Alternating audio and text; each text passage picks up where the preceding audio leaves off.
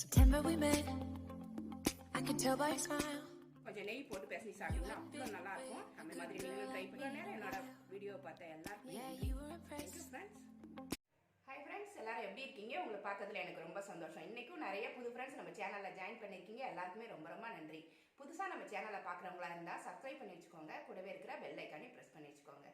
Thank you friends. இன்னைக்கு நம்ம கிச்சனில் என்ன பார்க்க போகிறோம் அப்படின்னா, இன்னைக்கு நம்ம கிச்சன்ல முருங்கைக்காய் போட்டு பச்சடி வைக்க போறோம். பருப்பு பச்சடி ரொம்ப சூப்பரா இருக்கும். எப்பவுமே நம்ம சாம்பார் வச்சிருவோம் பாத்தீங்களா, அது இல்லாம பச்சடி பண்ண போறேன். இது ரொம்ப டேஸ்டா இருக்கும். முருங்கைக்காய் மட்டுமே போட்டாலே போதும். முருங்கைக்காய் இல்லைனாக்கா முருங்கைக்காய் கத்திரிக்காய் போடலாம், இல்லைனா முருங்கைக்காய் கூட உருளைக்கிழங்கு போடலாம். இன்னைக்கு நான் முருங்கைக்காய் மட்டும்தான் போட போறேன். நல்ல வாசனையா இருக்கும். இது வந்து நீள நீளமா இருக்கும் பாத்தீங்களா முருங்கைக்காய், கொடி முருங்கைக்காய் அதை எடுத்திருக்கேன். அதுதான் உள்ளார நல்லா சாஃப்டா இருக்கும், சாப்பிட்றதுக்கும் நல்லா டேஸ்டா இருக்கும். இது மாதிரி நல்ல முருங்கைக்காவா டேஸ்டான முருங்கைக்காவா பார்த்து செலக்ட் பண்ணி எடுத்து வச்சுக்கோங்க. நான் ஒரு 3 முருங்கைக்காய் கட் பண்ணி எடுத்து வச்சிருக்கேன். உங்களுக்கு எவ்வளோ தேவையோ போட்டுக்கலாம். எனக்கு இதுவே ஒரு 4-5 பேர் வரைக்கும் சாப்பிடலாம், அந்த அளவுக்கு எடுத்து வச்சிருக்கேன். ஸ்டவ் ஆன் பண்ணி ஒரு வானல் போட்டிருக்கேன் குழம்பு வைக்கிறதுக்கு, பச்சடி பண்ணுறதுக்கு. அதில் ஃபஸ்ட்டு முருங்கைக்காவை போட்டுக்கலாம். முருங்கைக்காவை கட் பண்ணி வாஷ் பண்ணி வச்சுருக்கேன். அது மாதிரி ஒரு 150 கிராம் சின்ன வெங்காயம், சாம்பார் வெங்காயம் இந்த மாதிரி கட் பண்ணிட்டு எடுத்து வச்சிருக்கேன். ஒரு 2 தக்காளி, சின்ன பச்சை மிளகாவா இருக்கிறதால ஒரு 6 பச்சை மிளகா இந்த மாதிரி நடுவில் கட் பண்ணிட்டு எடுத்து வச்சிருக்கேன். இது எல்லாமே ஒன்றா போட்டுருக்கோம்.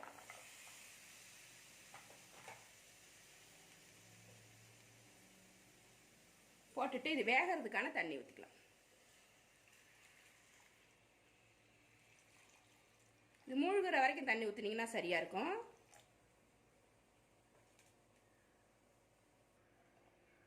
இதுல கொஞ்சமா மஞ்சள் பொடி போட்டுக்கலாம். நான் ஒரு 1/2 ஸ்பூன் மஞ்சள் பொடி போடுறேன். ஒரு 2 ஸ்பூன் உப்பு போட்டுக்கிறேன். பருப்பெல்லாம் சேர்த்துட்டு டேஸ்ட் பண்ணி பார்த்துட்டு பத்தலைன்னா போட்டுக்கலாம். இதை ஃபர்ஸ்ட் கலந்துட்டு கொஞ்சம் வேகட்டும், அதுக்கப்புறம் நம்ம பருப்பு சேர்க்கணும்.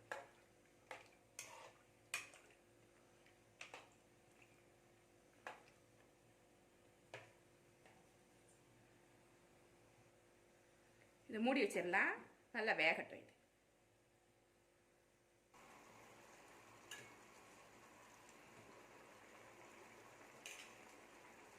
முருங்கைக்காய் நல்லா வெந்துருச்சு, இன்னும் கொஞ்சம் தான் வேகணும். இந்த சமயத்தில் நம்ம துவரம்பருப்பு அதில் போட்டு விட்டுருவோம். 150 கிராம் துவரம்பருப்பு வேக வச்சு எடுத்து வச்சிருக்கேன். இது உங்களுக்கு வந்து எவ்வளோ குவான்டிட்டி தேவை அப்படின்றத பார்த்து போட்டுக்கோங்க. இது ஒரு 5 பேர் அளவுக்கு சாப்பிடலாம்.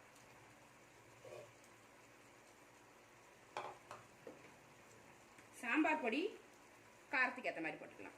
நான் ஒரு 2 ஸ்பூன் போடுறேன்.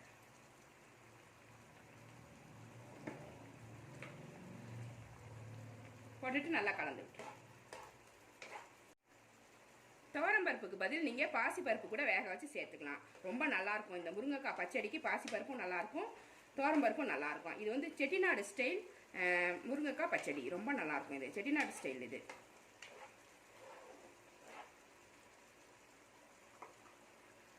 ஒரு சின்ன நெல்லிக்காய் அளவு புளி ஊற வச்சிருக்கேன். இதை கரைச்சி எடுத்துட்டு வந்து இந்த பச்சடியோட சேர்த்துடணும். புளி வடிகட்டி கொண்டு வந்திருக்கேன், அதை இதில் சேர்த்து விட்டுடலாம். உங்களுக்கு சாம்பார் பொடி இல்லைன்னா குழம்பு மிளகாத்தூள் கூட போட்டுக்கோங்க, அதுவும் நல்லா இருக்கும்.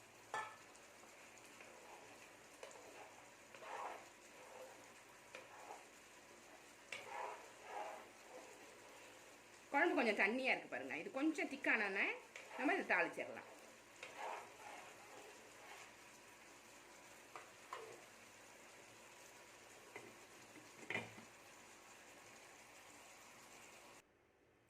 கொதிச்சு ரெடி ஆயிடுச்சு. நம்மளுக்கு தேவையான திக்னஸ் வந்துருச்சு பாருங்க. இப்படி இருக்கும்போது நம்ம இதை தாளிச்சிடலாம். ரொம்ப தண்ணியா இருந்தா பச்சடி நல்லா இருக்காது, கொஞ்சம் திக்கா இருந்தா நல்லா இருக்கும். இதை விட கொஞ்சம் திக்கா இருந்தா கூட சில பேத்துக்கு பிடிக்கும். எனக்கு இதுவே கரெக்டா இருக்கு. இதை இப்ப தாளிச்சிடலாம்.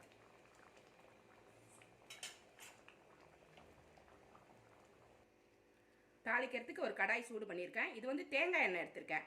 உங்களுக்கு தேங்காய் எண்ணெய் பிடிக்கலன்னா நல்லெண்ணெய், சன்ஃப்ளவர் ஆயில் எது வேணா யூஸ் பண்ணிக்கலாம். நெய் கூட யூஸ் பண்ணிக்கலாம். தேங்காய் எண்ணெய் நல்லா ஃப்ளேவராக இருக்கும், அதனால தேங்காய் எண்ணெய் ஊற்றுறேன். நான் ஒரு 4 ஸ்பூன் அளவுக்கு ஊற்றிருக்கேன். எண்ணெய் சூடாயிடுச்சு. 1 ஸ்பூன் கடுகு உளுந்தம் பருப்பு போட்டு தாளிச்சிக்கலாம்.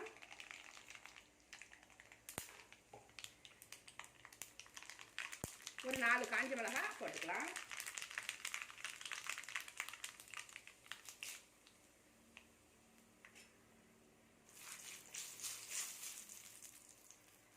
கடுகெல்லாம் பொரிஞ்சிருச்சு. இப்போ கடைசியாக கருவேப்பிலை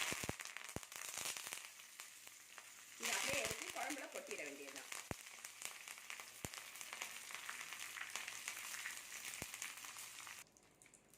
இதை அப்படியே பச்சடியில் கொட்டிடுச்சு.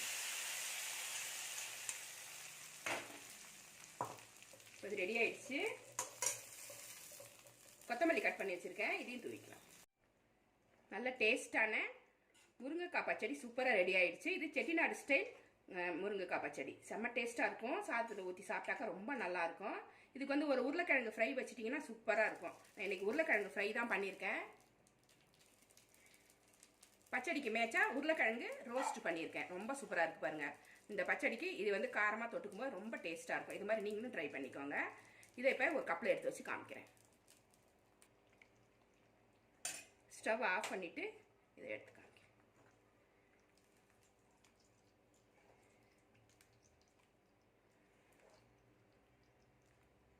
இப்போ முருங்கைக்காய் சீசன்றதால நம்ம பச்சடி பண்ணுறதுக்கு நல்லா பசுமையாக முருங்கைக்காய் கிடைக்குது. இந்த சமயத்தில் முருங்கைக்காய் பச்சடி பண்ணால் தான் டேஸ்ட் இருக்கும். சீசன் இல்லாத சமயத்தில் நீங்கள் பண்ணிங்கன்னா முருங்கைக்காய் வந்து கசந்து போயிருக்கும், டேஸ்ட் அவ்வளோவா இருக்காது.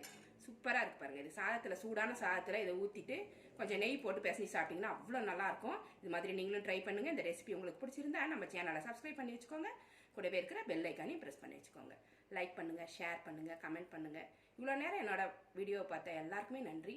Thank you friends.